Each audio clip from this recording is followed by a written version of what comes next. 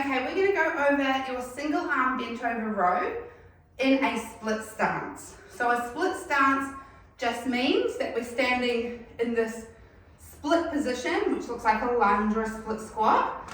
We've got 1 foot forward, 1 foot back. Our main things we want to watch for in our split stance position is that we're not doing any extra loading through our back. So when we come down to our positioning here, we're not either arching or dropping through that back. We're keeping nice and neutral. We're also not opening the hip, so we're not doing this position. Our hips are nice and closed, which means the leg that's back, that hip and that knee need to keep pointing down towards the ground. We also want to be up on the toe of that back foot, so we're not flat and pushing into the back of the knee. It's a nice, solid, strong position.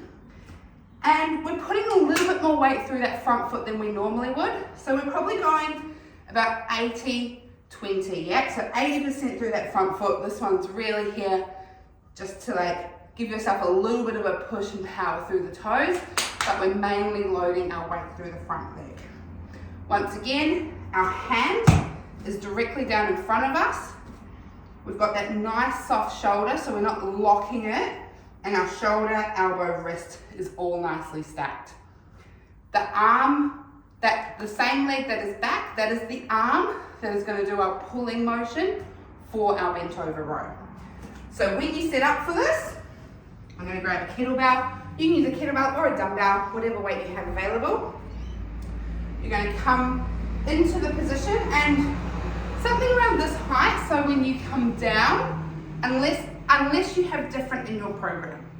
But what we're aiming for is something of this height, so when you put your hand on the box or whatever you're using, you're in a fairly flat position, so you're not up too high, but you're also not down low. Yep. So we find our box, we step into it. Now the foot that's in front of the box, that's going to be my hand. That comes down to support. The leg that's at the back is going to grab hold of the weight. And now we have this lovely space where we can let our shoulder drop down a little bit. We're going to pull the shoulder back, elbow up. Control it back down again. So it's all nice and slow.